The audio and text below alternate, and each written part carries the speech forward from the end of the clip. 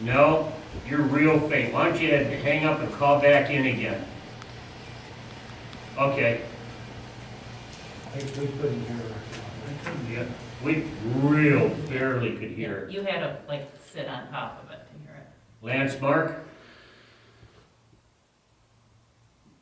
You send a text.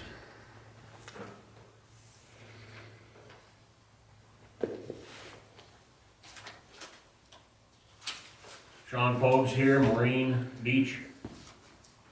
She nodded her head. Yeah, yes, here.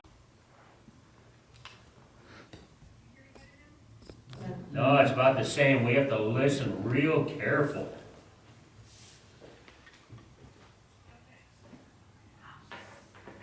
Yeah, I don't know why you're coming through so soft, Carrie.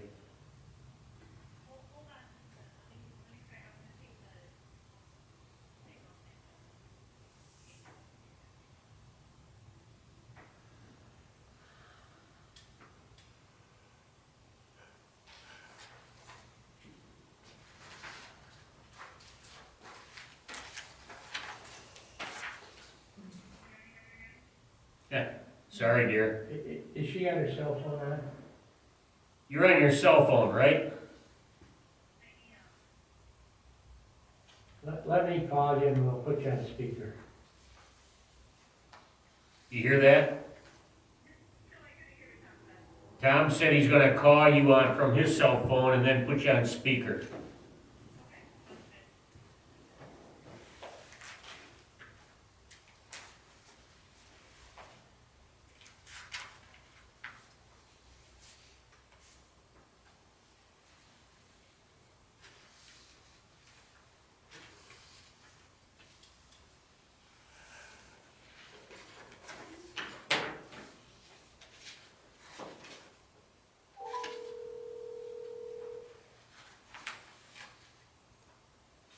Okay, is that better? Yes. Yep.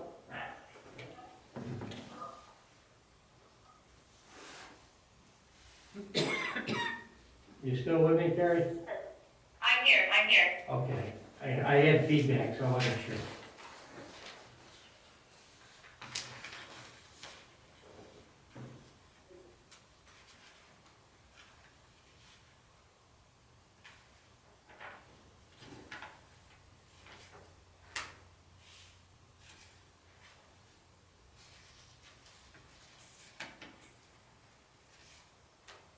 Hi, we're just getting ready to start our organizational meeting and followed by the workshop. Yeah, if you could tap in and listen in there, please. Okay. Yes, sir? Thank you.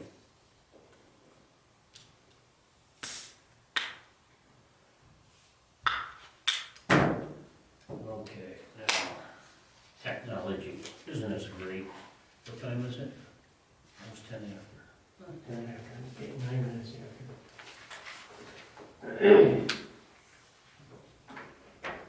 Okay, I got my phone set for any text messages, emails. I got that line set up. Okay.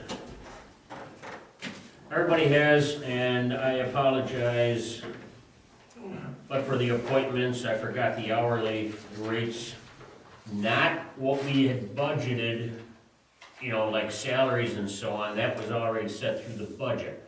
This is for the hourly people that I forgot to put on here, so that's on the end of page 3. But otherwise, a couple of other things I had changed on here. Under appointments, if you were looking at last year's, at the very bottom of page 1, I even had your council people listed. You're not appointments. You're an elected official, you're not an appointment.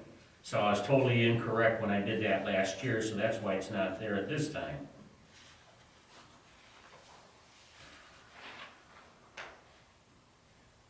Page 2 there, you've got the grievance board, zoning board of appeals, planning board, and everybody on here has agreed to continue in their positions or to continue.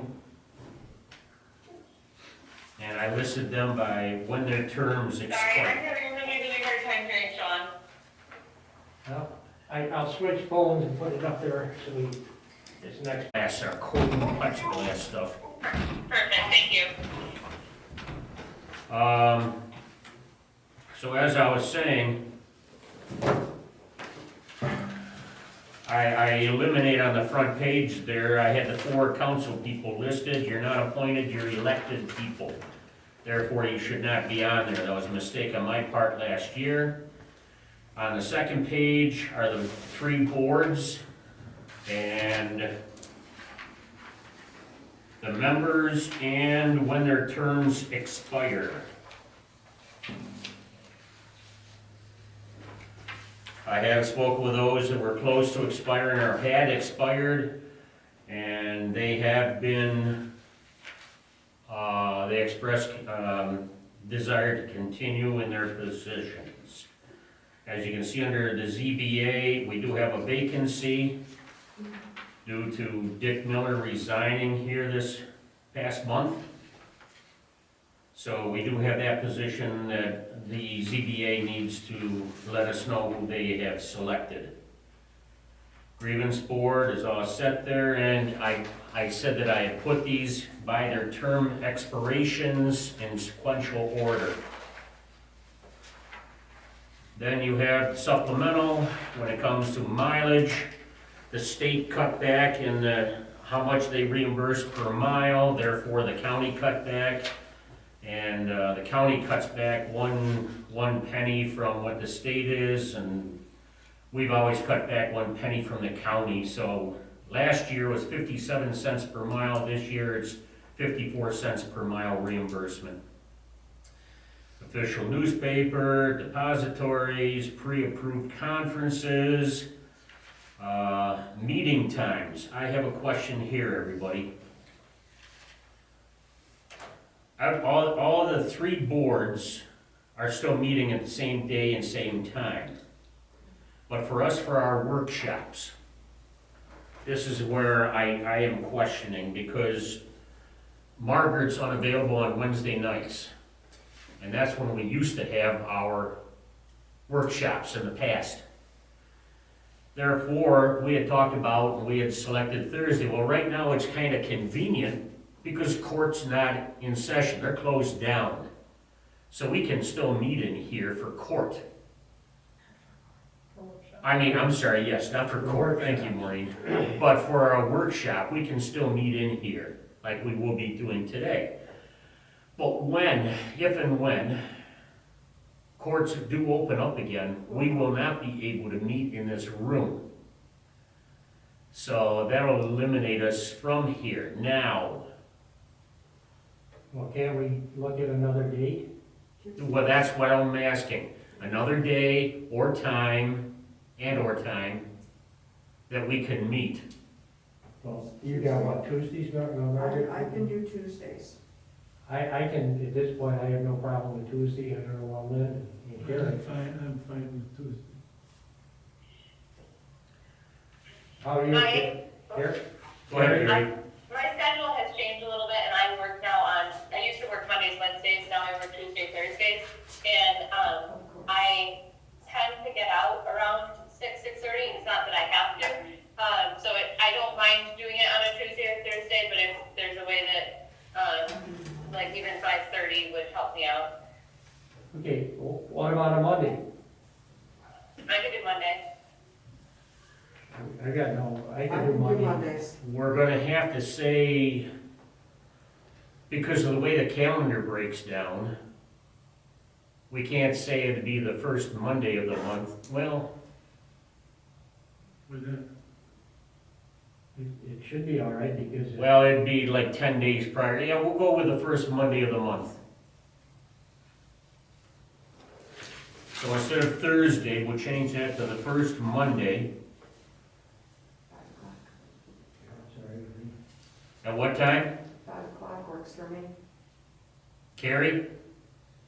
Monday I'm fine, I'm fine, it's Tuesday, Thursdays that I work now, so Okay, so 5 PM on Mondays, then the first Monday of each month. that's fine. Okay, just remember though, that if the first of the month is a Tuesday or a Wednesday, then our meeting would be the Monday, 2 days prior to the board meeting. Yeah. Just remember that. Yeah.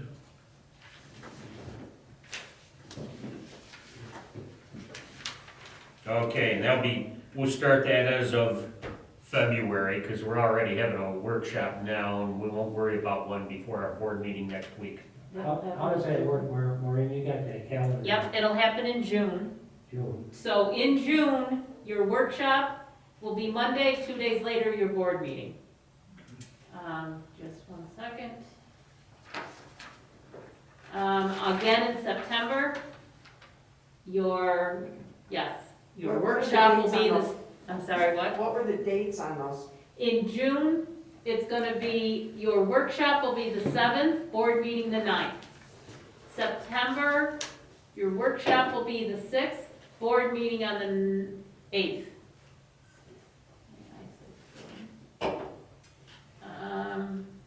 Just double check. And again, December, workshop on the 6th, and, board meeting on the 8th. So those 3 months, June, September, December. All right. I'll Okay? put it in my phone right away, so I don't book anything else.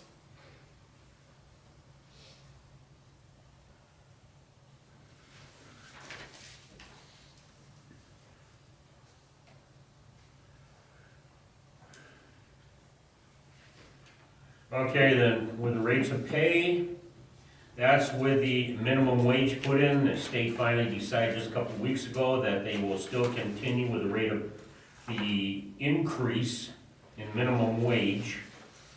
So that brought up to $12.50 for the grievance board members and the election inspectors. Everybody else was frozen from last year, as we did with everybody. Grievance board members, I inadvertently put down, that would be $12.50 per meeting. I scratched it out just now, so I remember to change that. It should be per hour for the grievance board members.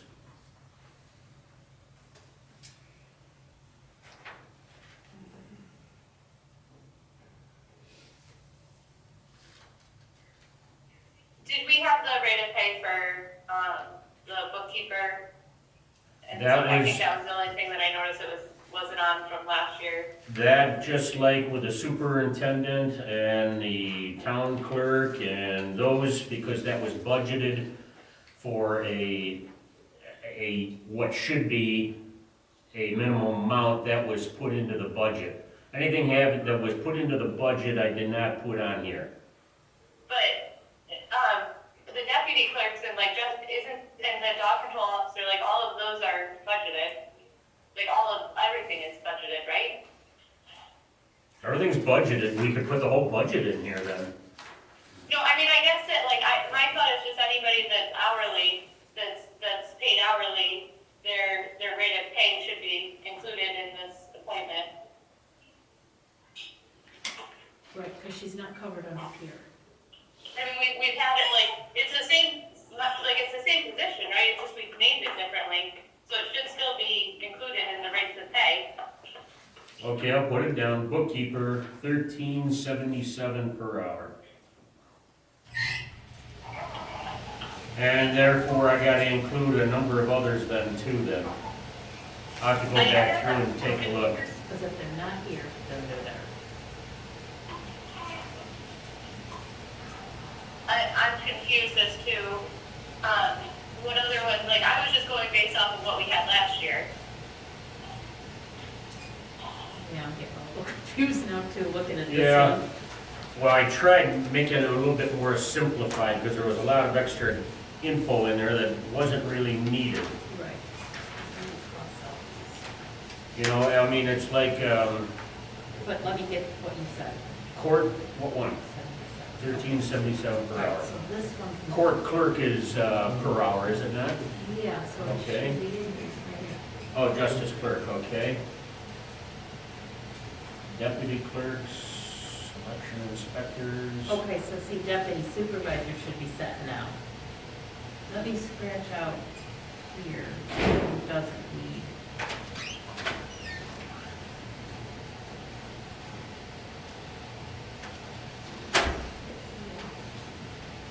See, and then, okay. Okay, So these are our elected, I just scratched out.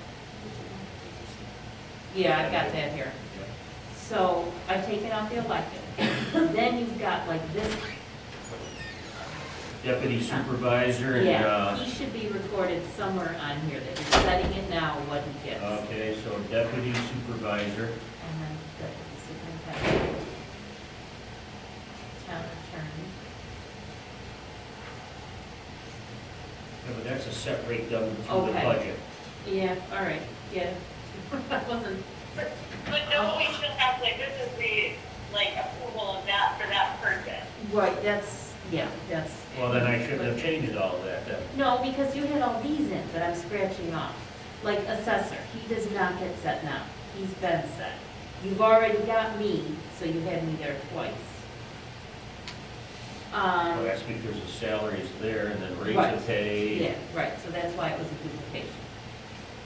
I mean, like historian, that's budgeted. Right, but see, everything is budgeted, so everything, but, Water district clerk, budgeted. It's a set amount of money. okay, water clerk comes under other clerks. No, it doesn't, water clerk is a little different. Yes, it Water. is, completely different. Historian is just flat fee, but I would say a historian we should set each year to say the amount. These are already budgeted in the water. But you see, Can I, and maybe I just don't understand, so these appointments are to clarify who is in those specific positions for anyone in the town to be able to see, and then also what their pay is. So No. if they have, like, you know, we can contract, or we can have an agreement with Lance that we're gonna give him X amount to be our attorney, but that maybe we have in the budget more in case for those situations that we go. Correct. Like he gets a set amount. That's why, Or like for, that's why you can't go completely by the budget. Because, yeah, the budget may have extra amounts. And I just want to clarify, Carrie, no, this tonight, when you just did appointments, yes, that's spelling it out. Rates of pay is just for the position. You know, like deputy clerks, it doesn't say again who's in that you'd have to look up under appointments. So Right. it's just for how much is getting paid for that position per hour. okay, I will go back and rework the rates of pay. Well, that's not really rates of pay. Per hour. Well, are we doing per hour, per meeting, or salary? Well, that's why they specify these here then. Okay, So, I'll go back to last year's list then. this one, No, those are, that's rates of pay. that's identical to that right there with the exception of that. Right. And that's why she brought that up, because it was the only one Right. that was missing. But But then, this can come out, but then But I'm you just got saying done to saying we you, gotta put those back right, in. I'm saying to you, I don't have the answer, but I'm saying, I'm kind of putting it out there. The deputy supervisor, the deputy highway, you know what it is? Until a few short years ago, we didn't pay those positions. And so it was done by resolution. So, I mean, if you want to do it by resolution at the first meeting every year, you can. All I'm saying is perhaps add at least these then, and this one, to this list. But I'm just putting it out there. Now, I can't say for sure that I know the answer. I just know for years it was never paid. And one year, the deputies of the highway and the superintendent, supervisor and the superintendent, they started to get paid. But it was done by individual resolution that particular year. Yeah, and then from that point on, they basically left it in there, whoever was gonna be a deputy, if you made $100 more than what you normally do, they put the $100 down, because that's all you're getting for it. Right. So I'm saying it's not a bad idea. If you don't want to do it, I'm not here to argue. Okay, I'll go back to last year's, because the salaries have not changed other than for the superintendent And for, town clerk, I will put those in. All of these. I mean, none of these have changed with the exception Right, of, so no, these are what you're adding, deputy, deputy, and historian. well, All of the rest are elected officials. They don't get set by resolution right now. he's an elected official. Right, Yeah, right. right, He's so, also the deputy. correct, but not as an elected deputy. He's not an elected. As a deputy, you're appointed. The other positions, you're elected to. So in our case here, Sean would have the opportunity to testify, any one of us is a deputy. That's and it, we Tom, pick- you're fired. Margaret's the new deputy. That's fine with me. I'll take the pre-firing. So all we do is we list that for that position, they're gonna give, as I say, $100 Right, or what. And that's per year, and that's what's put down on the positions. yeah, then it's I hope covered. you like working late afternoons then, because I work every day. So add deputy supervisor, deputy superintendent, and I would throw in historian. Tom, input on historian, yes, no? Yeah, it's a separate, over and above what she's paid, is she's working here Yes. for, Correct. So I would add those three. Where'd I put mine?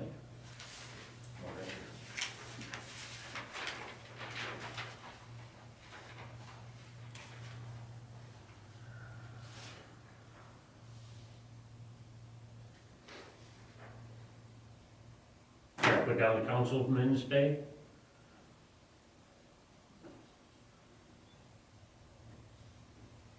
What did you ask? What the councilmen get paid, should I put that in on this list? No, because No. we're elected. they're elected, and that position is X number of dollars at that point.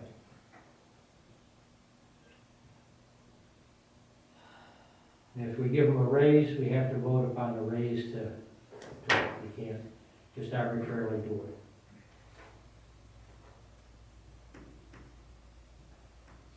If we can do raises, could we do them tonight? I'd like about a $60,000 increase if I could get it. You could beat both.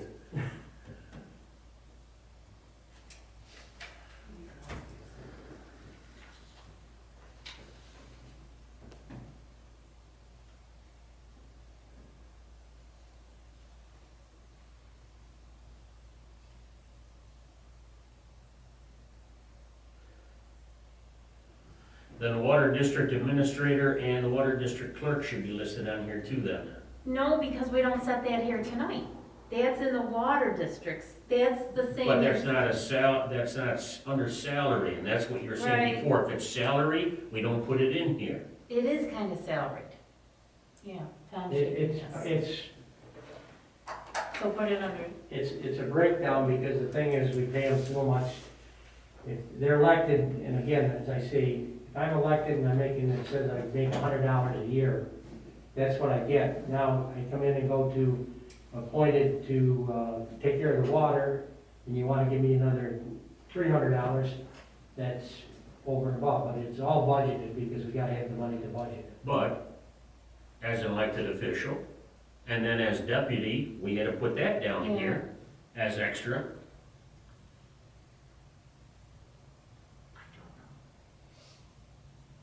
and yeah, you can show it. You can show the whole thing if you want to. I mean,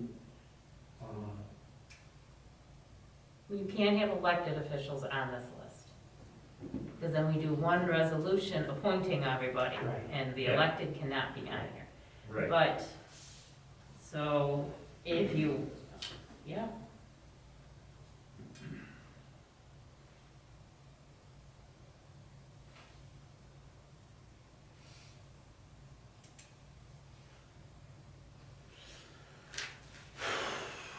I guess what I'm trying to say with the water clerk and water administrator is they are set at budget time as a salary, Durham? as a salary, not hourly. Okay, neither is he, as deputy. No, Right, it's not I hourly. know. right, we aren't hourly either. It's just a set figure. Set figure, yeah, which is the same, so, yeah, treat them the same then. I don't know what the rate is now, because District 9 is in, so I don't know the figure. I'd have to check the budget for the figure.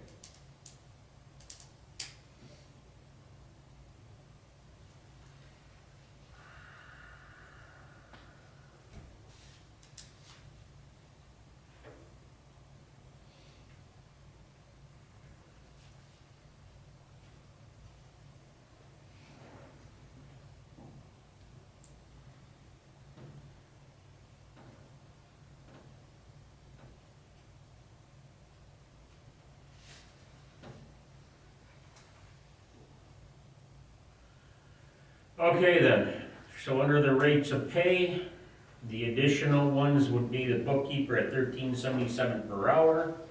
Deputy supervisor gets an extra 400, that's per year.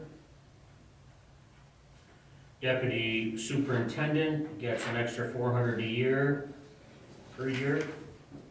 Historian is 500. All right, I don't want to blow your mind, but Relax. the assessor and the CEO are the only two that now are not listed anywhere. But they're approved, it's a set salary. It's same as Tom and the water clerk. I know, we're going down a, No, yeah, it's the same as the water clerk. It's a set amount. per district. I'm talking the CEO and the assessor. Okay, I'm just gonna redo the whole same sheet. I can tell you the ones to take out. Any Well, elected, yeah, any definitely. elected official has to come out. Yes, I agree. Yep.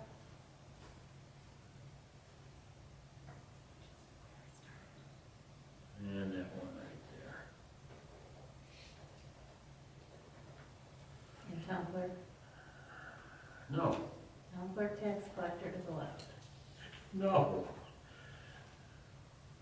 Justice. Yep. And you wanted to take out town attorney.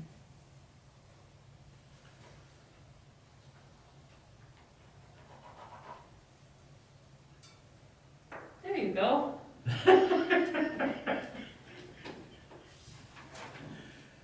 Okay.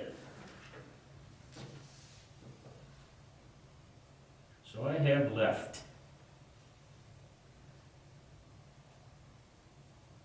what I gave you before for the rates of pay. They're all set there, plus the bookkeeper, plus the deputy supervisor, deputy superintendent, historian, water district admin, water district clerk. Got that, got that. Okay, I gotta put in the CEO.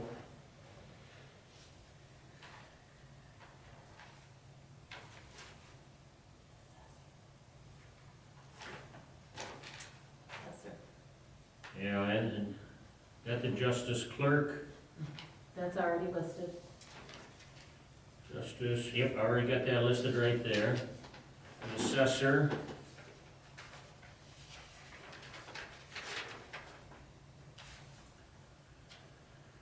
Okay, so then the assessor was at 19 per year.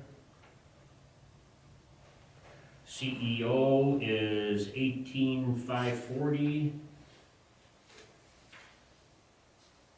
per year. And the water districts, we're gonna have to take a look at, because as Maureen pointed out, Water District 9 just opened. So there'll be a slight increase. But presently, it's 6785 for the two positions. We'll see what it is when we add the other one in, the other water district. Okay. Any questions then? I'll make those corrections, I'll do them tonight before I go home and send them out to everybody. Is Carrie still there? Yeah, Carrie, you're still there, aren't you? I'm here. Okay. I'm not responsible, Carrie, if my phone dies. Okay. If I hear you All right. Okay. Any questions then? Can I have a motion to approve the appointments, rates of pay, the supplemental of a section, as well as the boards and members for the year 2021 with the changes that we just put into it? I'll move that we accept it, as long as you get the changes in. Yep, I'll have them, like I said, before I go home tonight. I'll second. All in favor? Aye. Aye. Opposed? Okay, so carried. Okay then. Yep, last one, I need a motion for the duties of the supervisor, which is my due diligence, do my job. I'll make that motion. Lynn makes the motion, Go ahead. I'll second it. Margaret seconds it. All in favor? Aye. Aye. Aye. Aye. Opposed? Okay, so carried. Okay, so endeth our first meeting then. If I hear a motion to end this board meeting, and we will meet back here again on the 13th for our official first board meeting. This is our organizational meeting. We'll have our first board meeting on the 13th of this month, 7 p.m. right here. So if I hear a motion, So moved. Carrie, second. I'll second Lynn, second. All in favor? it. Aye. Aye. Opposed? So carried, thank you. So that's the end of our organizational meeting.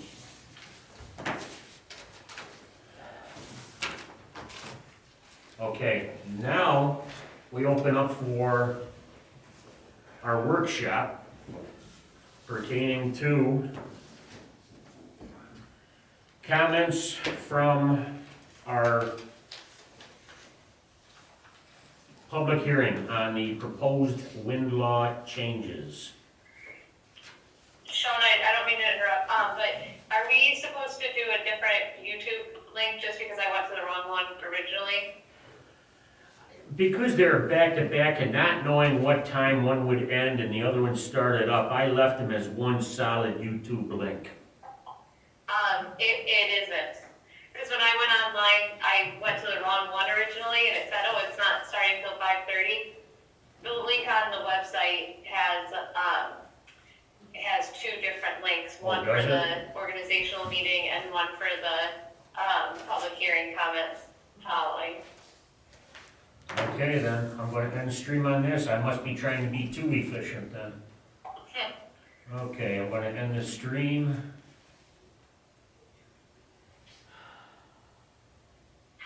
Okay. We had 19 people in attendance. Now, let me go back over. Come on.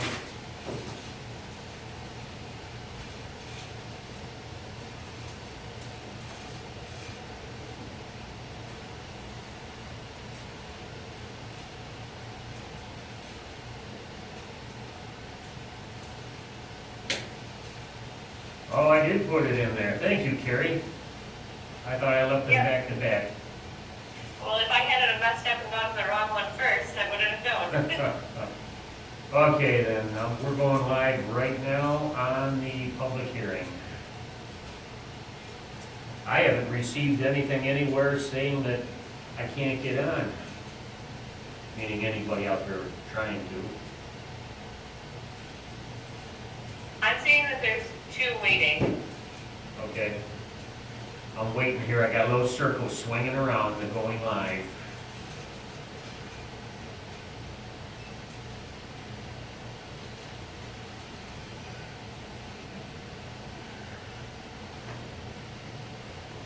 day now.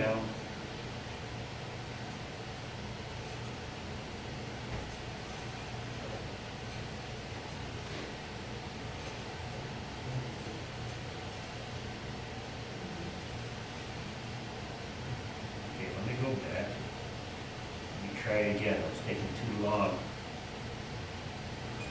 Okay, now I'm gonna click on go live.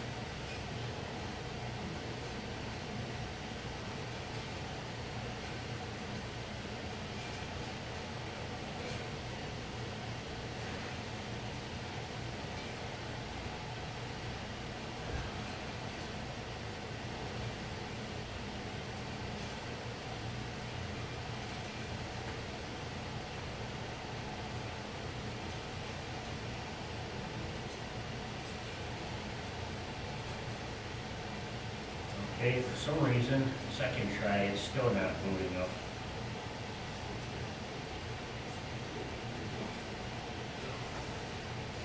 So, I'm gonna do that.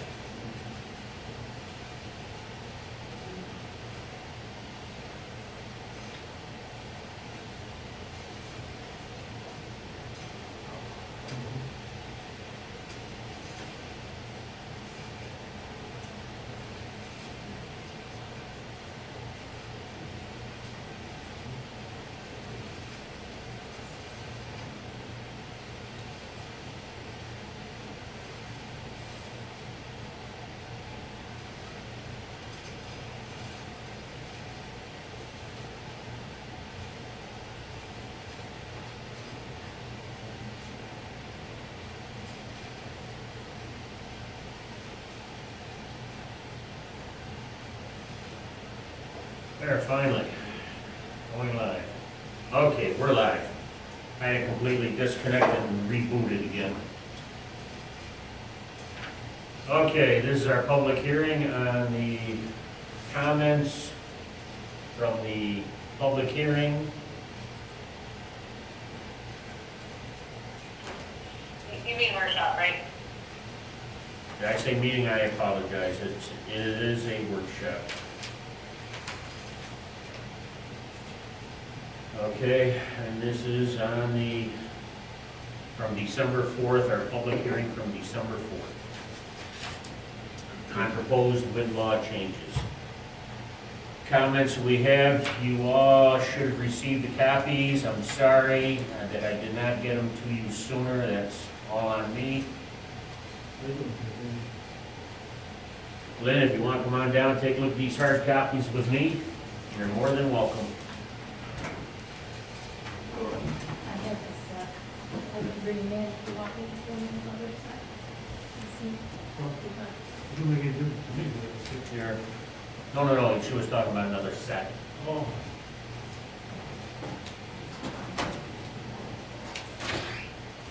Now, the one thing I tried stressing over and over and over again at the public hearing was that the only thing that because it has to do with proposed wind law changes, that we wanted substantive comments pertaining to the changes that we had listed, not opinions of how people felt about wind turbines or specific companies like Apex and Heritage. It had to do with the proposed modifications or changes to our existing wind law. So, majority of the comments that you have received were just that, where people were just telling us how they felt about them, pros and cons. We got everything from cards that were sent to us to letters, but it was just, and I saw where someone said something about redacted files, and there were none of these that were redacted. I highlighted some spots for us to look at, or where they had it pertain to the wind law, a couple of them I wish I hadn't have highlighted because they really didn't pertain to wind law changes. So we have all the different letters. You've got pros, cons, and everything else in here.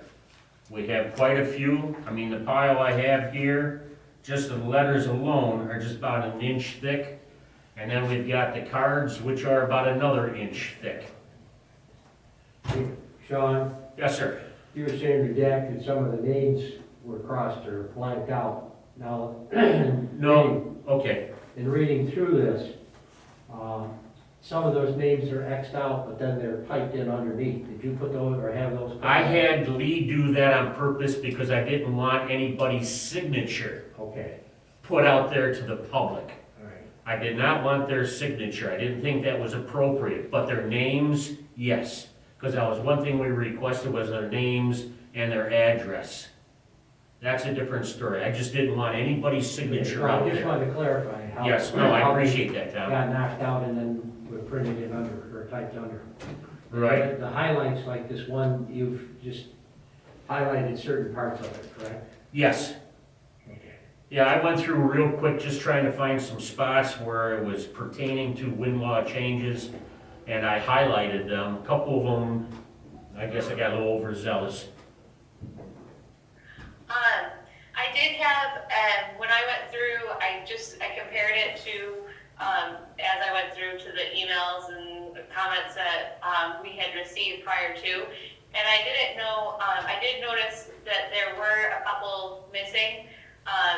Daryl Sanford's email that he had sent, and I know that at the meeting you had shared that that wasn't necessarily what you were looking for, but it was still intended for the public hearing.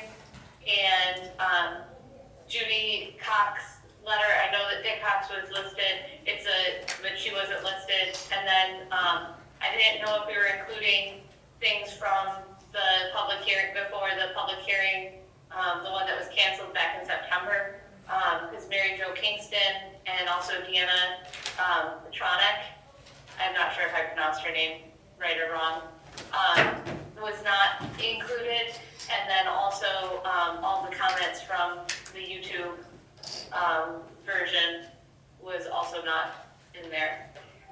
Now, I know everything from the YouTube. Lee did a complete copy of that and put it in. I'm looking through what I have here right now, but I know Lee did that and sent it out to all of us. But I do not, honestly, I don't see it in this list. When it comes to, I remember the Coxes, there was a form letter that was sent out, and both of them had filled out the form, and I remembered seeing that as well. It was two separate emails, but it was the same. So I see Richard Potts is listed, and it is that form letter, but Judy wasn't listed. And then also like Mary Jo Kingston's email, from September 28th wasn't included.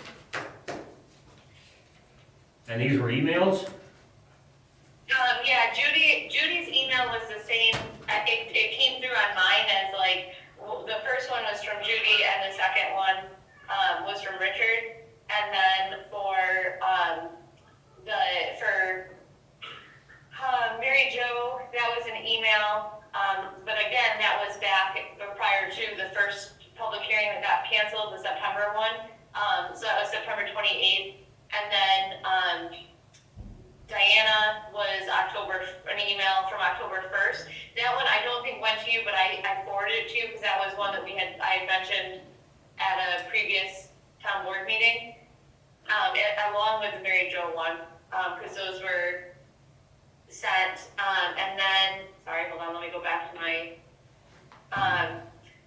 yeah, and I went through all of my emails. I didn't see anything with the public hearing, like YouTube comments.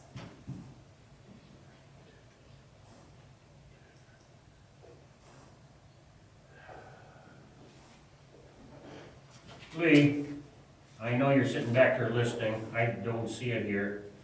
Do you have those copies of from the YouTube? I don't see them in this pile.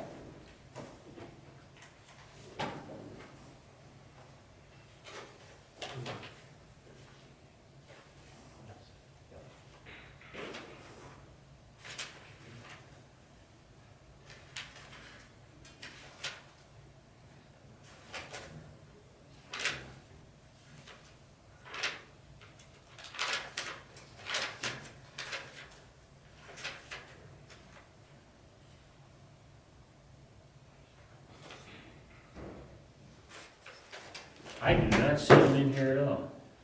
And I know she copied them and shared them with me, and I saw them as well on the YouTube.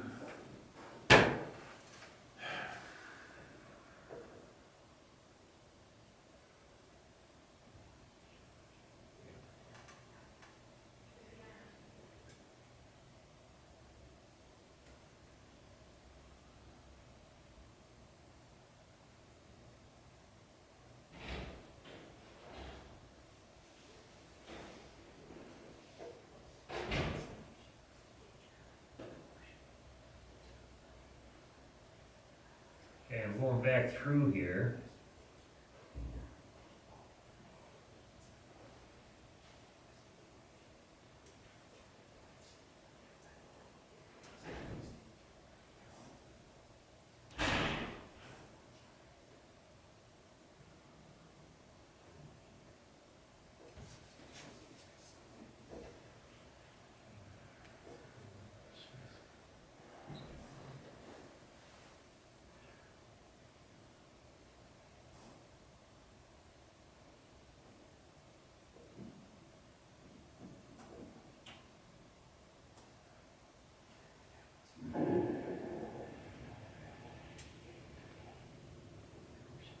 Okay, Lee's gonna be bringing them up shortly here.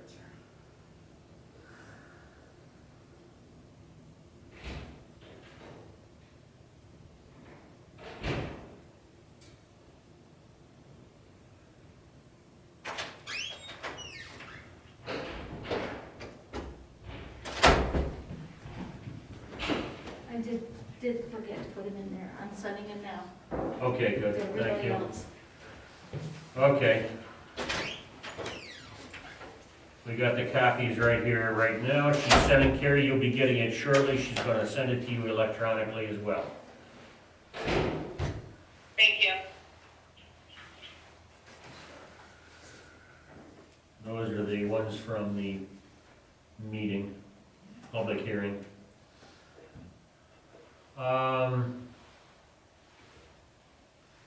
Let's see.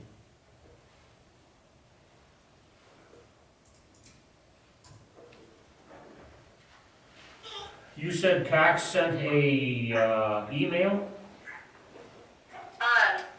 It's Judy is not on the, Judy sent the, let me pull up the email.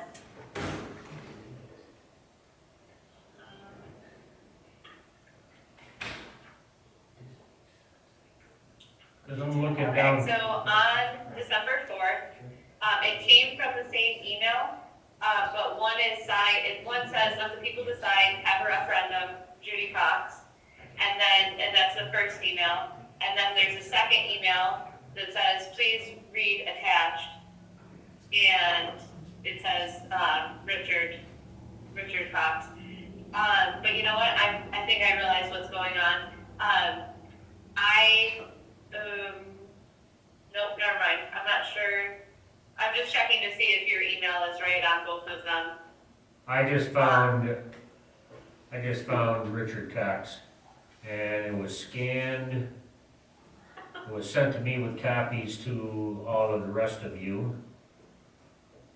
Let me see Yes. what it looks like. So Judy's didn't include your name, that's why, Okay, but Richard's included it twice, so I'm gonna forward it to you so you have it. yeah, this is that It was sent on form. December 4th, so I'll go ahead and, Oh, I remember this one with Richard. I do have, that should be in here. so Richard is, but, Judy is not, and it's not, we just need to add her name. Okay, we'll just make a copy of that and add it on here. Cause yeah, I remember, Richards, because he did not fill in on this form letter, he didn't fill anything in, but he did write a comment at the bottom saying, I would strongly suggest that town of Barre have a referendum for or against the wind turbines and let the people of the town of Barre decide. This includes all the people in Barre and landowners. So that was his comment at the bottom of this. Okay. But, Judy is the one that wasn't included. Yeah, Yeah, that, like you said, I don't have an email, she didn't put it into my email. Right, so I just forwarded it to you. Okay.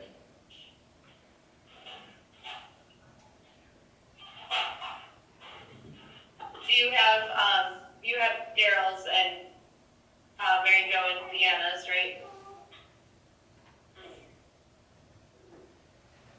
I thought I just saw Daryl.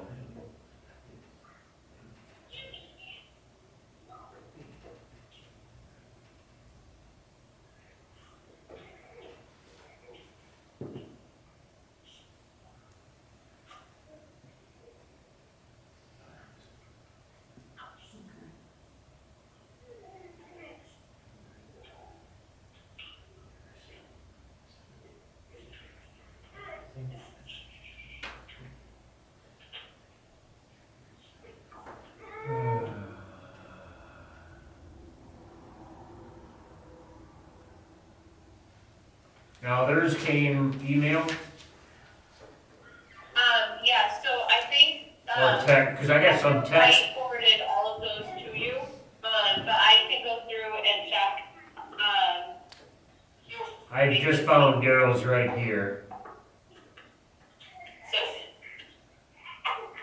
I know. I thought sure I had ran these off, because I remember Daryl says all those charts on it.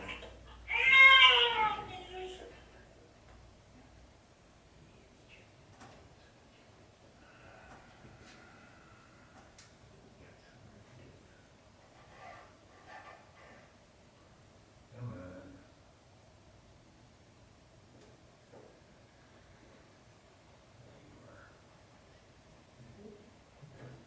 on. In fact, it seems to me I remember reading portion of some of Daryl's in the public hearing.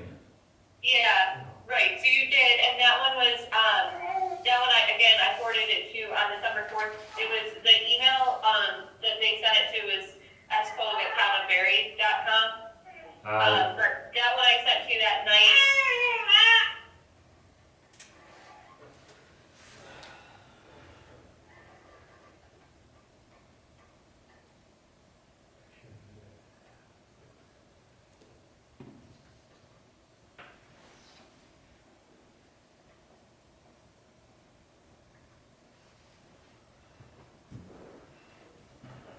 Hey, thought sure I ran a copy of that off.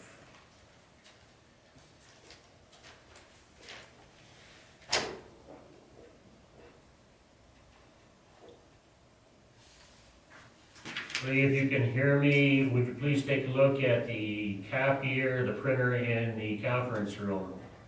I just sent something there to be printed.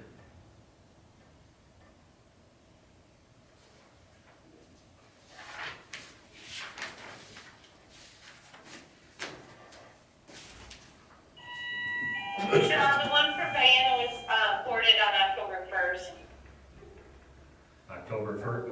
or, Okay. yeah.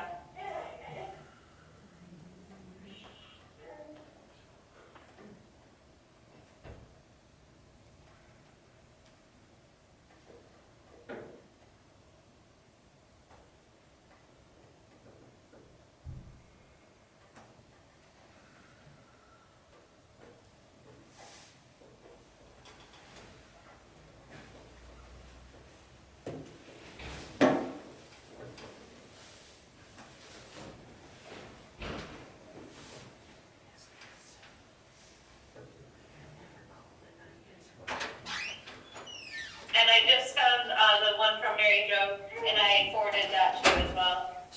Okay. Yeah, I never got that one. Okay.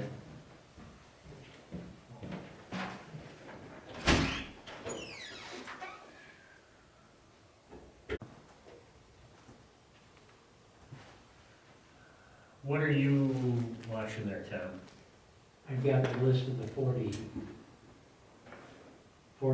comments. That you I'm said. not on Okay. YouTube. I just forwarded this to you as well, so you had it electronically. All right, well, I'll have to close this out to get it. No, that's okay.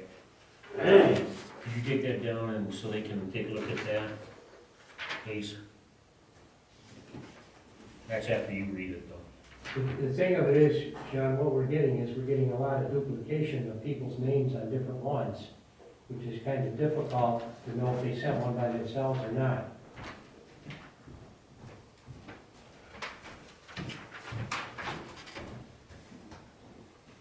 I'm sorry, I couldn't hear Tom.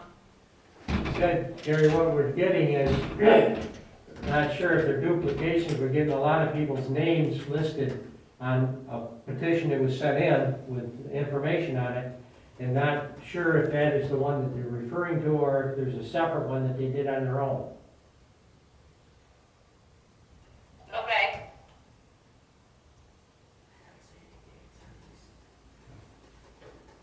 Because I'm looking at one on here for the December 4th meeting, and you're talking about Richard Cox, his name is listed on the bottom of it. Right, I'm saying Judy is the one who is missing. So it was the same form, I just was going through and just making sure that everything that I received was included Okay. in there. And I did notice that, Judy wasn't.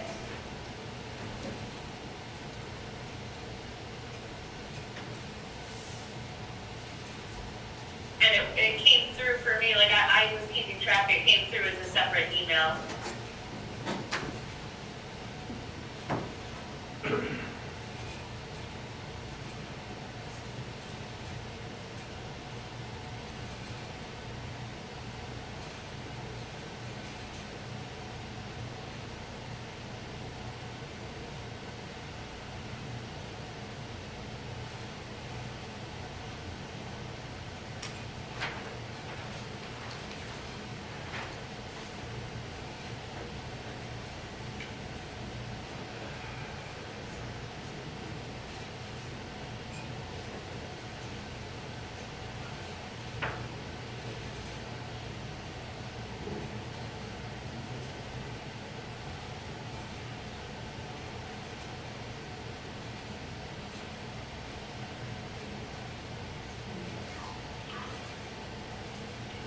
May I ask a question as we're going through these? Yes, ma'am.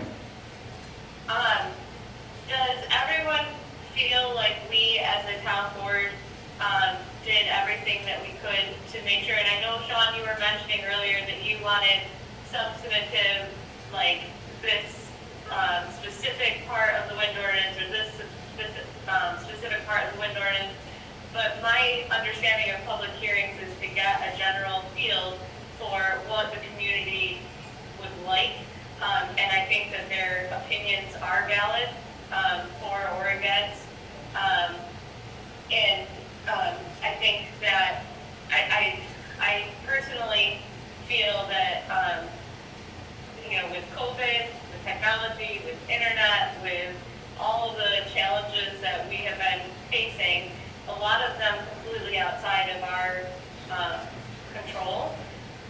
But I feel like the community would have a good position, because I know that if I were not a town board member and not as involved in this process, that I would be frustrated about getting my thoughts and concerns or my positioning, whether for or against, heard.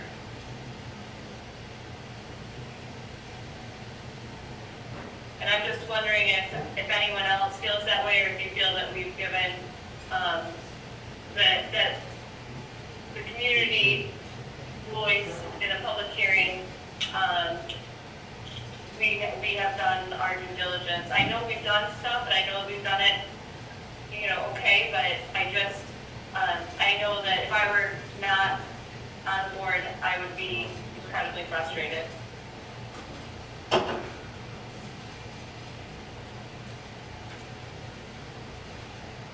Well, I'm looking at from both sides, or trying to, and I think there could be frustration on both sides with this whole process.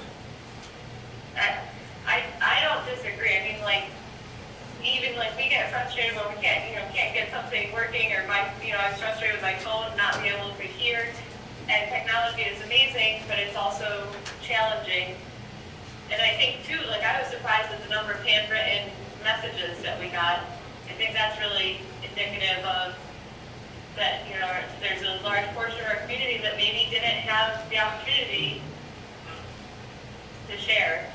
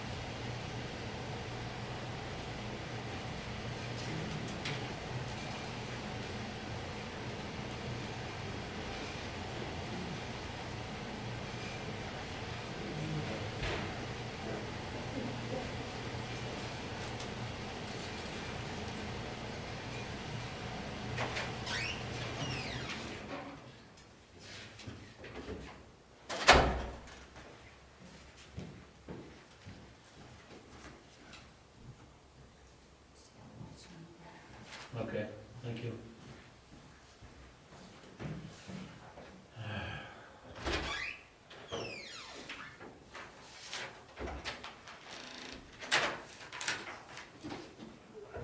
I think, Carrie, I got all the ones you were talking about. I've added in here. Thank you.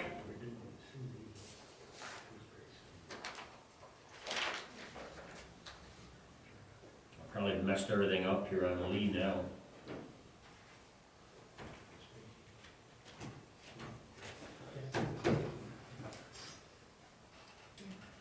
Okay, as I said, the public hearing was on the proposed changes to the wind law itself. Is there anything, anybody in looking these over, that they want to address at a specific area?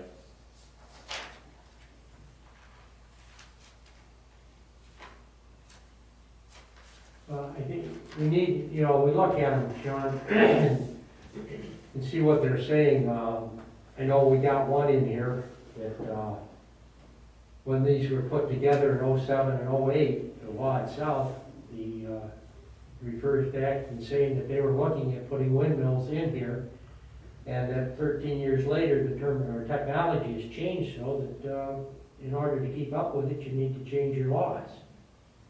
And I think that's what we're trying to do, is to change those so that we could keep up and going with what's going on with it. Tom, isn't there a difference though when, you know, we're talking about making it so that it's not just the average or not just what's currently in other locations, but we're talking about, by what we're proposing with our wind ordinance, we're talking about allowing what would be the tallest, there literally are none taller than 656 feet, and we're saying that we're okay with going up to 700 feet. So it's not even that it's technology does change, and I understand that, but this technology hasn't even been tested in the US But at what we're proposing. Is that doing our due diligence for our community? I think to bring the technology up, how would you look at this if nobody came in here, Carrie, and perceive it? And we said, oh, okay, we're gonna change our laws. And we've got information from across the country and everything that the wind towers could go up to 900 foot. And other technology, noise and this. And so we look at it and try to bring it up, and we all of a sudden decide that we're gonna do it at, say, 700 or 800 feet, but nobody's applied here yet. And we okay it now, would you still feel as negative to that company coming in as we are now because of the height? I'm confused as what you're saying. I'm saying the point that you were making was, and the point that you brought out that a resident made, is in regards to the change in technology, which I understand. But at the same time, what I'm saying is that that change in technology is the main focal point of that change is changing our height from 500 to 700 feet. And when we're talking about making those changes, what I'm saying is that the technology is also there for 500-foot structures that's already established and tested. And yet we're saying to go to 700 feet. So I'm confused as to if the technology is currently available within the scope of what our wind ordinance already currently has established. Why are we looking to, why are we using touting technology changes as a reason that we need to change our wind ordinance? So we can invite more people, or they'd be interested in looking at this area to put windmills in, basically. And they've But the shown that question they, is that what the community, is that what the residents of the community want? Is that what our comprehensive plan recommends? I'm saying that if we'd have done this before we had a windmill company in here, we could have put them all together and had that, and if we went to 700, even though they didn't have it, or, well, the technology is here for that. I'm just wondering that people that are negative to this right now are figuring that the town of Barre is being told by Apex what to put into this law. And I don't feel that is what we're doing. We're trying to look at it for the people, majority. We've put some things in this law that are over and more than the state requires.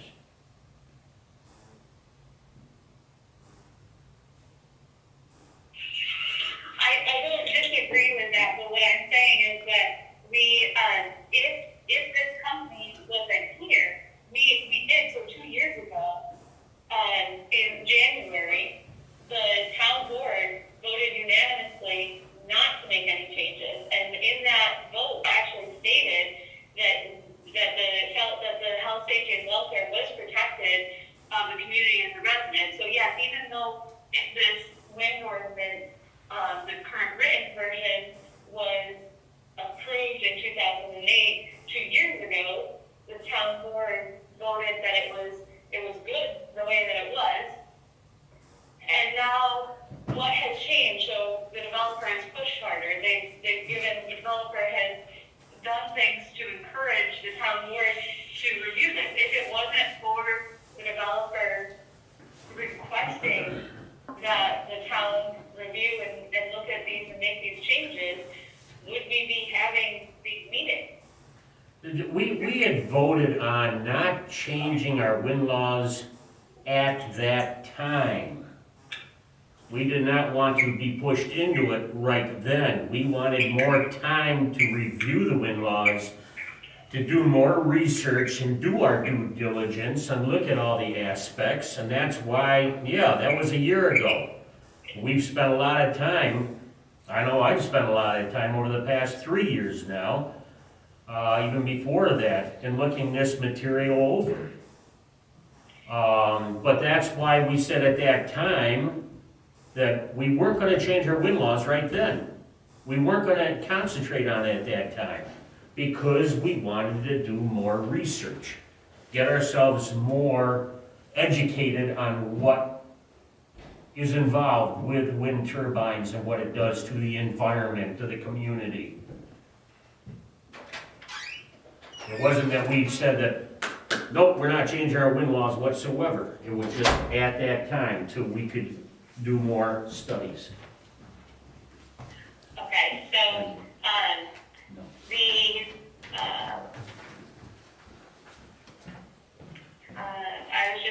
I've got some minutes,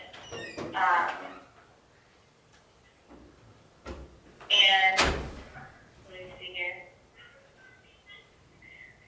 Whereas the town board feels that the town wind energy law continues to ensure that commercial wind power electricity generating facilities may be developed in a manner compatible with the general health, welfare, and safety of the residents of the town of Barre and protective of the town's environmental resources. Now, therefore, it is resolved that no changes shall be made to the current wind energy law.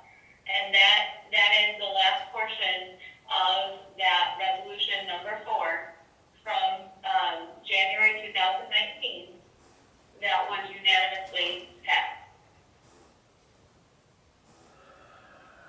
In other words, you're saying, it's okay if we had a 500-foot one, but we can't have a 700-foot one.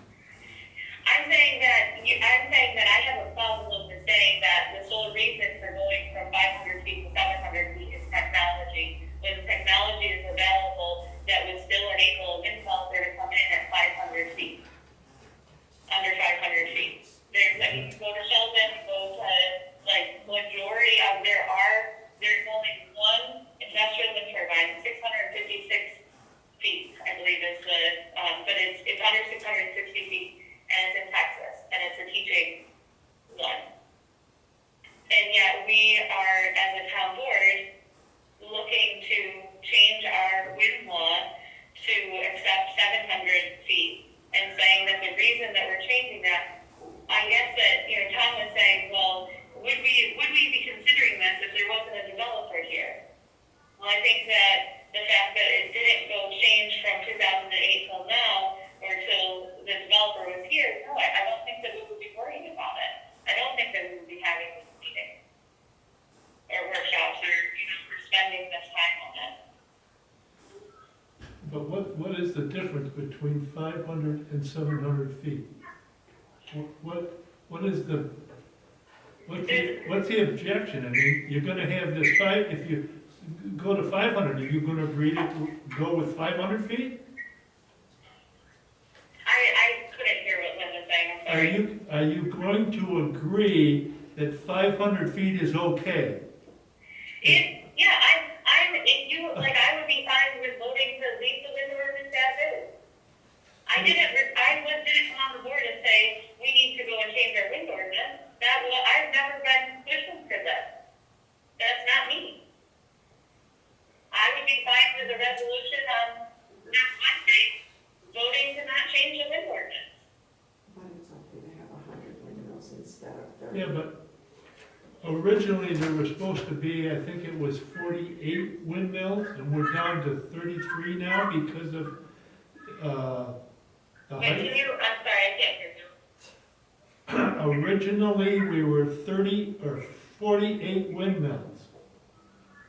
But with the new technology or the height, it's down See, to, now we're talking about the specific project, and I thought we weren't supposed to do that. We're saying that we don't want to hear from community members about the specific project, because we're talking about our wind ordinance and the entire town. Right? no, I don't. We change ordinances on different stuff all the time. I'm sorry, can you, We change, the phone closer to one, sorry. we change ordinance on different stuff all the time. How often are we changing our actual ordinances? Because I'm pretty sure that last year that it was many years, but we don't do this, we don't change our local law often.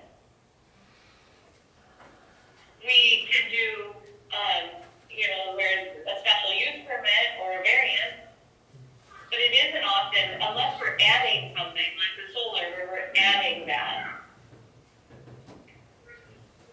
And I agree with you. I agree with you, Carrie, that we don't do anything with our laws or review our laws as often as we should.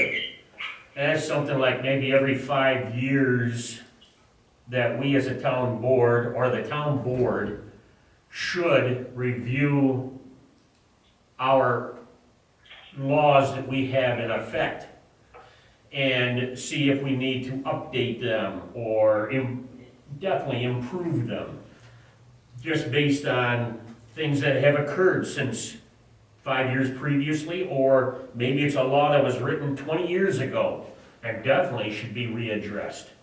And just taking a look at it. So I agree with you. We don't do it that often. In fact, we never do it. But it should be done. And we did put the solar law into effect. Right now, they are busy. The planning board is busy and coming up with an addendum to that or a separate law insofar as energy storage units. We just gave them another 6-month moratorium so that they can continue working on that. And I'm sure that we need to take a look at that solar law, because as we approach a couple of solar projects in this town, we're noticing a couple of things that maybe we need to, or we should modify in our solar law. It was brand new, just like the wind law was brand new in '08, but we waited. Here's our solar law, we got a couple projects coming up, and in talking with other communities, there are some things that should be modified or changed completely in our present solar law that's just a year old. So why wait till the last minute? We shouldn't. I agree with you. We should start taking a look at some of our laws and start addressing them. It's just coincidental here because, yes, there is a company that's very interested in bringing wind turbines in here. It's not But coincidental, we're not because modifying our they wind specifically, law like, we have to letters meet. of them requesting for us to review our wind ordinance, and when they submit a document from their attorney saying that we disagree, or that we can't do this, or we can't do that, that is taken as gospel, like, that's taken as valid and main points. With more weight than a lot of other documents that should be considered. I've got a question, because I did get a comment on my text messages here from a resident wanting to know about, I received this special delivery today, I don't know, around about 1 o'clock today, from the law office of Gary Abraham. Now, it's addressed to myself and all 4 council people. On the last page, it says via email and to me by USPS. Did you receive a copy of this from Abraham? That's why I did not. I scanned it in, but I did not send it out to anybody because I didn't know if you received it by email. And like I said, I received this about 1 o'clock this afternoon, so I have not had a chance to look this over.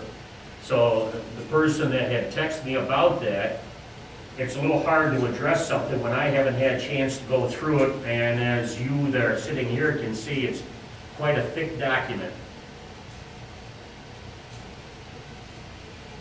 Carrie, do you know if you got anything from his office?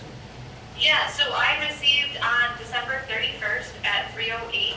I will be honest, I just sat down today and read through it in entirety along with what Lee had sent out. And I am looking at it right now, and I do see that it was emailed to you at the same time, scogue@townofbarryny.com. And also to Tom and myself and Margaret and to Maureen.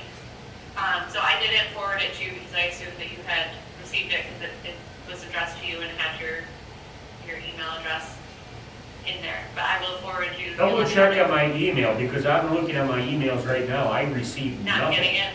Nope. Right, Sometimes they forget to put that NY in there in my right, and email. that's what I was thinking just now, but let me just see.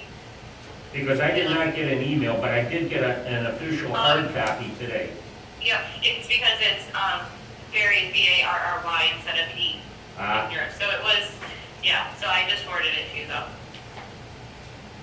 I just got that, you forwarded just now, did you, Sean, Joyce? this? Yeah, I didn't forward it, no. okay, I got one that just came in from Abraham.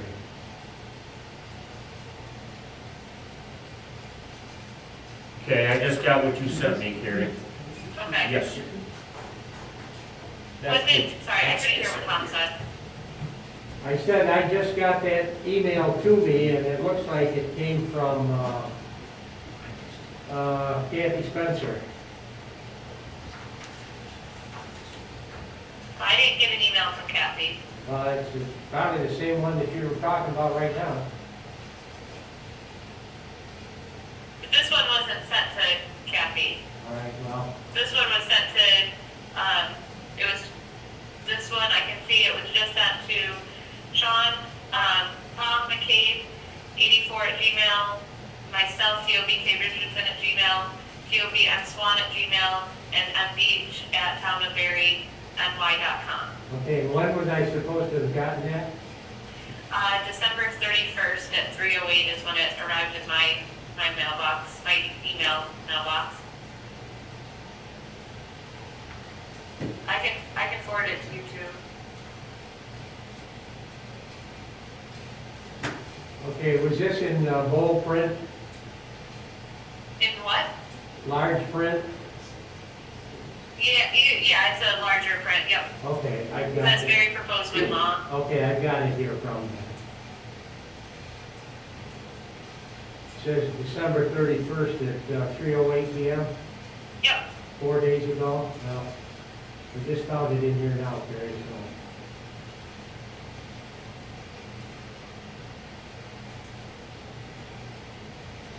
so I can't say I haven't read it because I haven't checked. Yeah, and I, like I said, I haven't had a chance, I got this, and I was trying to get other things ready for tonight's meeting, and plus a couple of other things came across the desk, so I did not have a chance to look this over for tonight's meeting at all. Does not mean that I won't though. The highlight sections, local wind law, according to the seeker, for us to send this to the county, we only need part 1, part 2s and 3. I think maybe read what he's saying. He's saying that that's not true. That's not accurate. Well, then our county isn't, that's what they've usually looked for all the times in the past.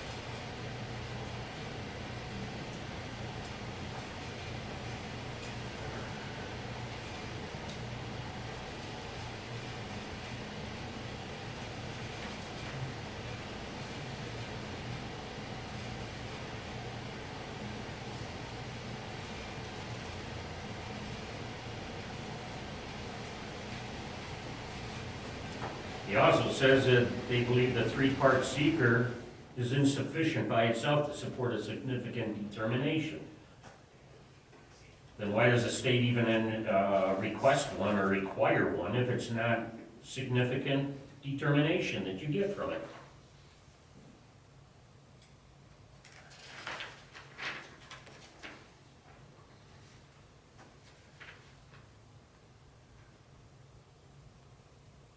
Next part having to do whether or not I am, should not be involved with this. I'm sorry, but I said from day one. Sean, maybe we should just actually like take the time, like not just respond to it without. I don't think it's fair to be like making comments and being recorded on comments and stuff without like this is a pretty detailed with a lot of footnotes and references and. Yeah.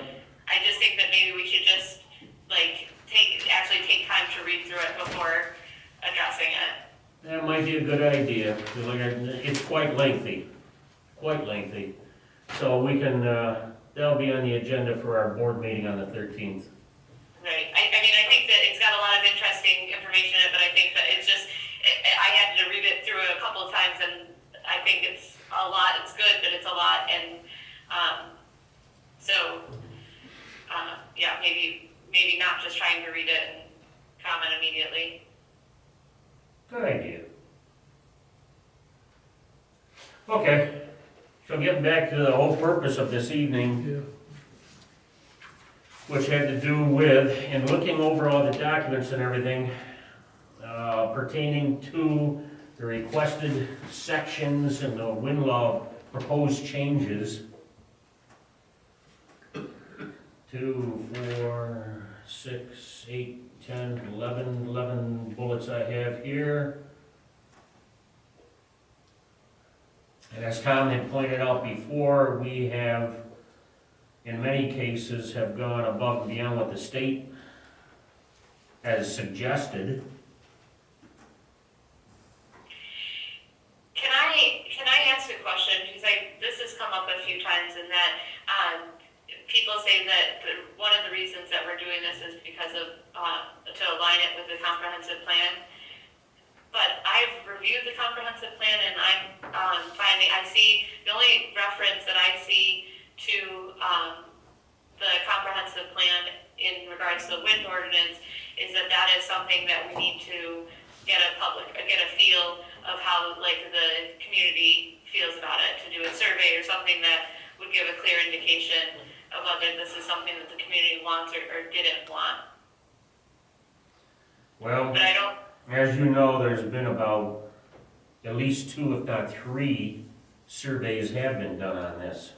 but so the survey that was done by the town did not have a clear majority and was not, showed, I think it was 44% in favor, 39% opposed, and the rest undecided. And it wasn't a good turnout. And then everything else has been very much, all the other results, which were not done by the town, but they have been very much significantly more opposed than for it.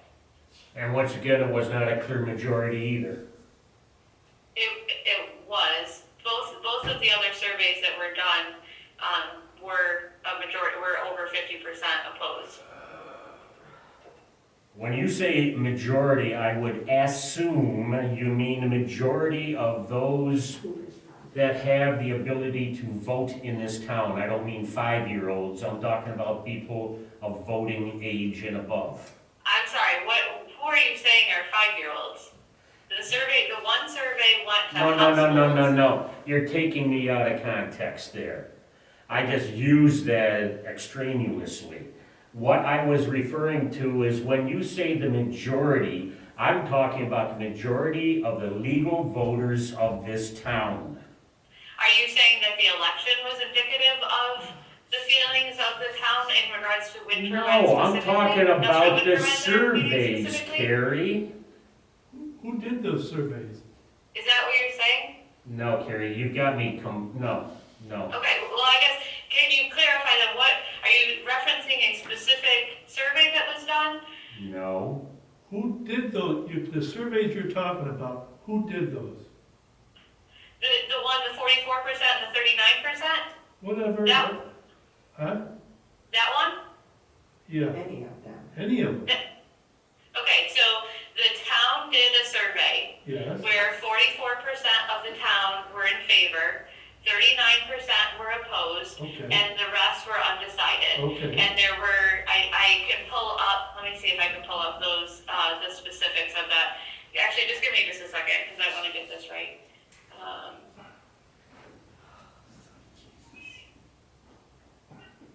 Who did the other surveys? Okay, so the town survey, in regards to the Heritage Wind Project, now this was specific to the Heritage Wind Project. There were 290 individuals surveys that were accepted. So out of our 2,000 resident town, 290 surveys accepted. 44% were supportive, 39% were opposed, 8% were neutral, and 7% needed more information. Okay, Then the next survey was completed by Citizens for a Better Barre, and it wasn't a survey, it was a postcard canvas.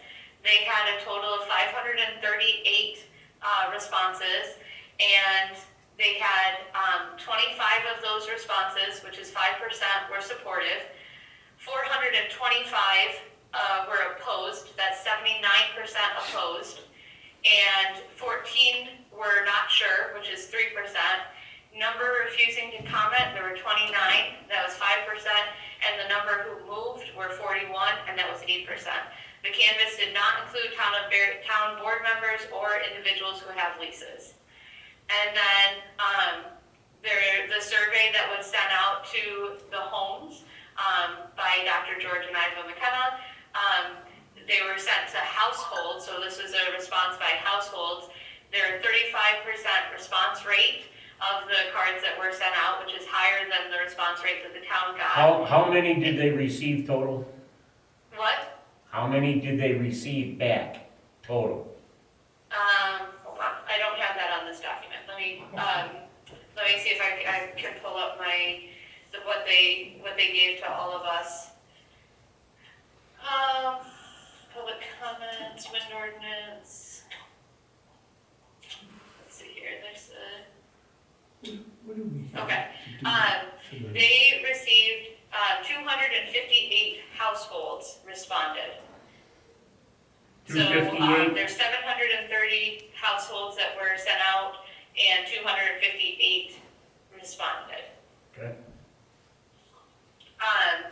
And 70% opposed to the project completely, 86 opposed if wind ordinance were changed. So what we're talking about right now, 86% of the people who responded said that they don't want any changes to the wind ordinance. And 30% of the town would consider with specific obligations being met. And then 9% were in favor of the project and changes to the wind ordinance no matter what. Okay. Gary, I got a question on the second one that you reported on. Okay? You said that landowners or leased people weren't surveyed in that? So that, my understanding, I was not involved in that, well, let me see here, I'm seeing if I have like the specifics, I think, for that, maybe, but, that one, yeah, so I had an asterisk there, that said that, the canvas did not include town board members or individuals who have leases. And if you're interested in looking, there is a list, so you could count the number of leaseholders who, you could assume, but that doesn't necessarily mean that, they, Well, Gary, my question is, you're taking results of that and you haven't included everybody It's all skewed. on it. right, well, I mean, So if how you, can like, even if, how can Tom, you even if actually you use went that? ahead and added, so do you know how many leaseholders are town of Barre residents or voters? I don't know offhand, no. So even if we said, let's see here, they had, It should have been sent out to everybody. You can't come back and say no, that no, all so those this people was are a, against it. this wasn't a survey, this was a canvas. Well, you still And got they a went canvas. to homes, and they didn't go to town board members, and they didn't go, because leaseholders are financially, like, they're financially supportive of the project. Even if you said that there were 100, or even 200 leaseholders, okay, that reside in the town of Barre, which I'm pretty confident that there's not. But even if you said that there were 200 leaseholders that reside in the town of Barre, you would still not have 50% of the, of what was submitted, of what they did for the canvas. But the thing is, on that results, you're only surveying the people that have nothing to do with it, and everybody else, if you're gonna do a survey and have any valid to it, validity, you're gonna have to survey, or, send it to everybody, and you can't just pick and choose who you want to do it with. So the survey that was done by George and Ivan McKenna was sent out to every single home in the town of Barre, and there was 70% opposed the project completely, 86% opposed if the wind ordinance changed. That was sent out to everyone. And if, we can discuss this if we want to really get, and what a lot of the comments from the public hearing, and even in our own comprehensive plan is saying, put it on the ballot, or have a special election, not a special election, I'm sorry, but have a vote. Allow the town to say what their thoughts are on this. Well, I think they had a chance, you said they didn't, you sent out 700, and only 200 came back. But okay, so So you then how can you what figure? would be enough time? Like, what are you saying that if we sent, even the one that the town did, the town only 290, so what, I'm asking from you, what are you saying is supportive? What is your information as to why the town, where are your numbers for why we should be changing our wind ordinance because the town wants this? Well, we can't use your Where do we survey. have a majority saying that the majority of our town wants this? Okay, we've listened to a lot of different things here. The purpose of this is to take a look at the components of the proposed wind law changes. we have a list of them. We have received a list. And the different sections. Are there anything, based on what I have read through here, I don't see any need for changing anything that we are proposing whatsoever. So What I about would take the it and, questions that are being asked? Because we were told that it was shared that any questions would be responded to. yeah, well, that's one thing that we're gonna have to do. You've got a list of them now, right? So yeah, I have a list of what? I have You the 40 have a pages whole that was pile. sent today, and I have the, earlier this afternoon, and I have what was sent, during the meeting from the YouTube ones. Okay. So that's what we're gonna have to take a look at and do the responses like we said. We have them all electronically. They're ready to go on back out onto our website. I mean, like this bundle of cards that I got from some residents of the town. We're gonna have to do some responses to all of these letters, one at a time, and send them back out. If we've got their email addresses, we can, but more likely, the best way would be to put them on our website. So, giving myself some more homework here. I can do an initial response and send them out to you folks so that you can take a look at them. And if there's some that we should change or modify whatsoever, then we can do so. If you've got some you want to address right now, you can do so. That'll help save me some time. But yes, we did say that we would respond to every one of these. All these comments that we have received, we have them electronically, and they will be put on our website for everybody to look at.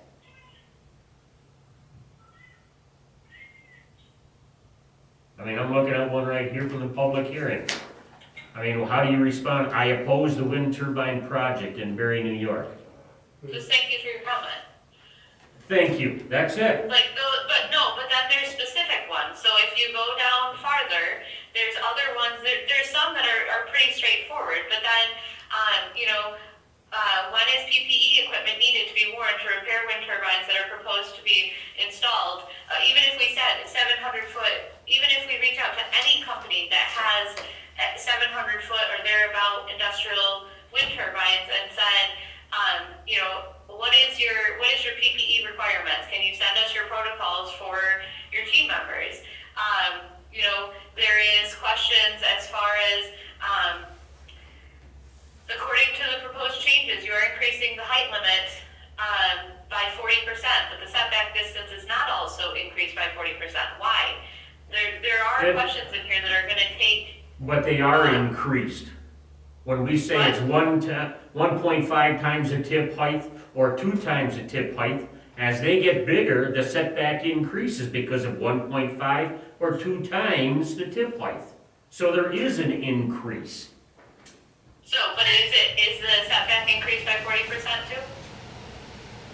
If the wind tower is 500 feet and the setback is 2 times the tip height, that's 1,000 feet. Those are just examples. Right, and if you do 700 feet and 1,400 feet, and then if you divide up, the percentage is different, is what I'm saying, but that's fine, but we still are gonna need to just go through and respond to these. Yes. Okay? Someone asked, it would be helpful to see all the pros and cons listed side by side along with supportive scientific and fiscal evidence that comes from several sources and not just the wind company, which has a vested interest.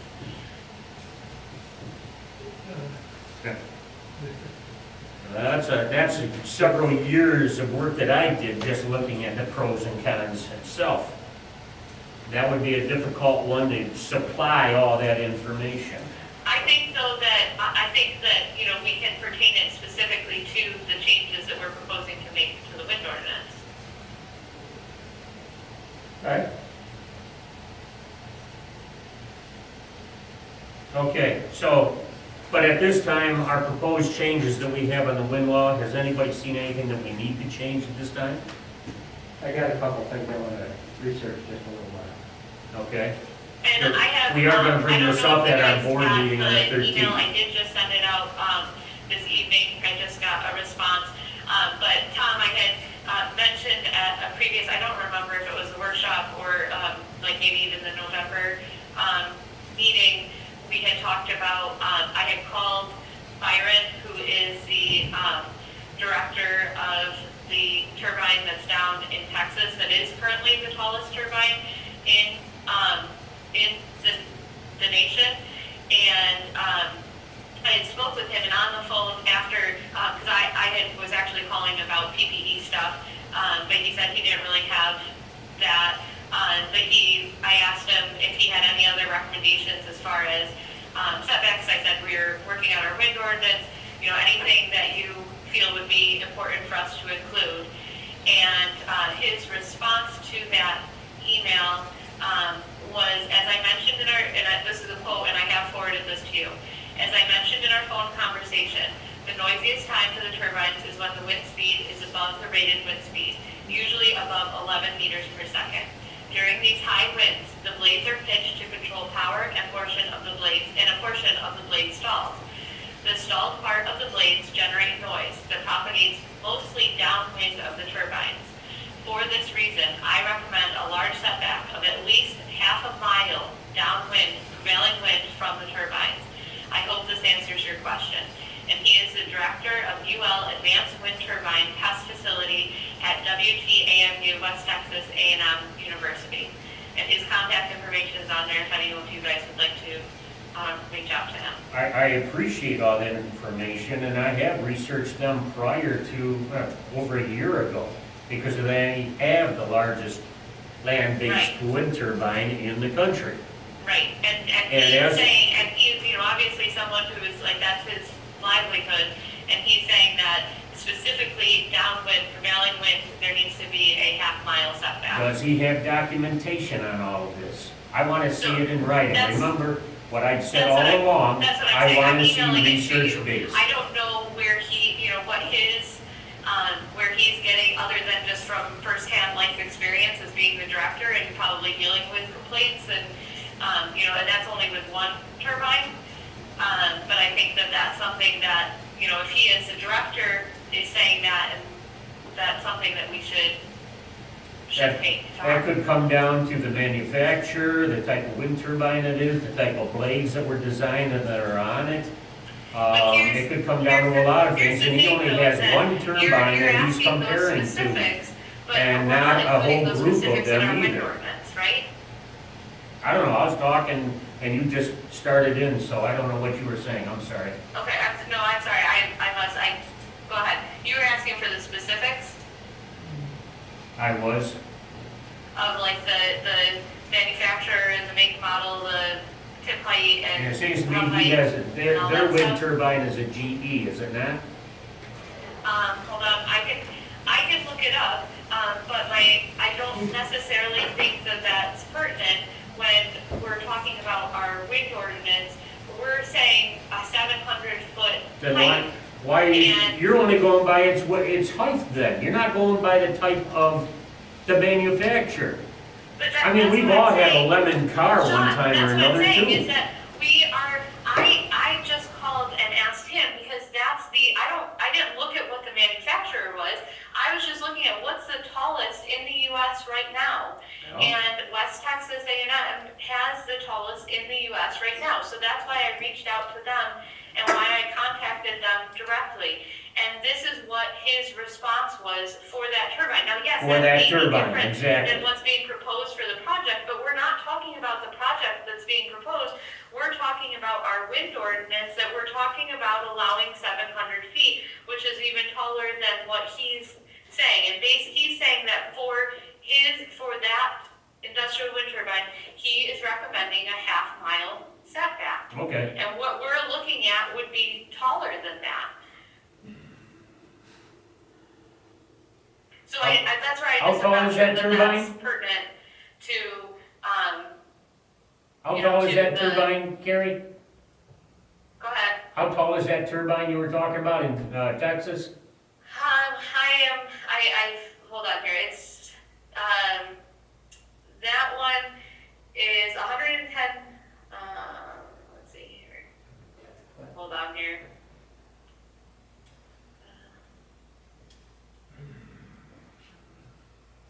Trying to see what this one is.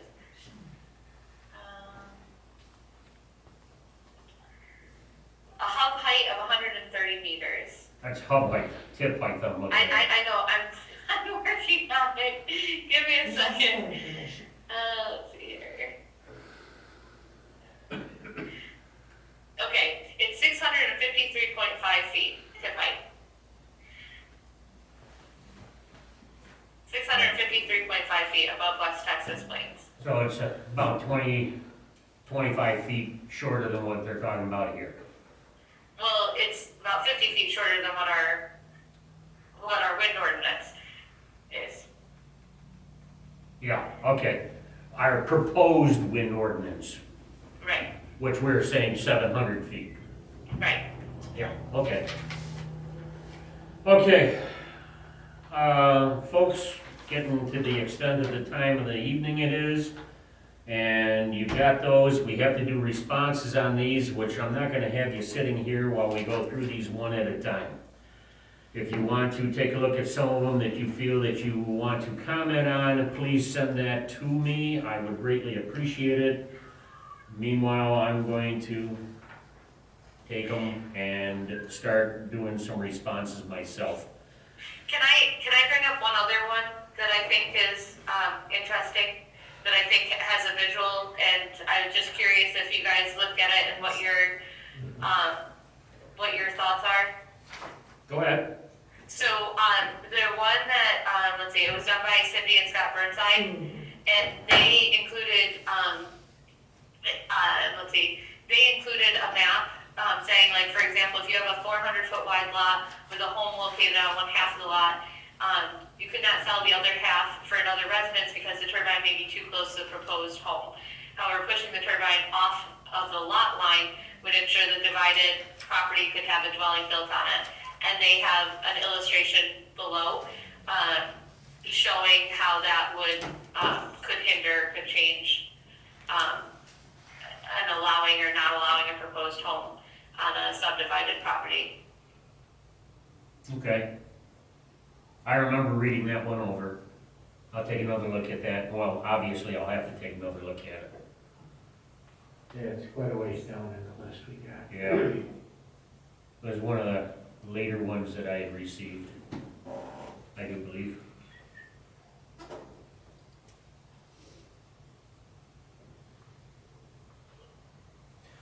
Okay. Then, as I said, then for our board meeting for next Wednesday, we've got this letter from the attorney Abraham that we'll discuss at that time. We also have the proposed wind law changes, and we'll take a look at them insofar as sending them off to the county, see what the county has to say. Because nothing's in stone yet. We'll see what the county has to say as well. And then we're not doing a vote on it other than sending it to county. And we proceed from there, okay? I would just, if, before we talk about sending to county, if we can just talk about the, that half-mile setback recommendation and anything else that, like, specifically that people pulled from as we go through, like this one, I think, too, and is talking about setting back from property line rather than from, existing residences or structures. Well, that's just one of many. Okay. Okay. Thank you. We did digress, we went off a little bit, but you got to talk about it, that's what counts. Okay. Then we're all set then, and I would say that this workshop is over with then. Thank you. Thank you, Tom, for letting me use your phone. You bet. Okay, Have a good night, guys. yep, you too, Carrie. Bye. Bye.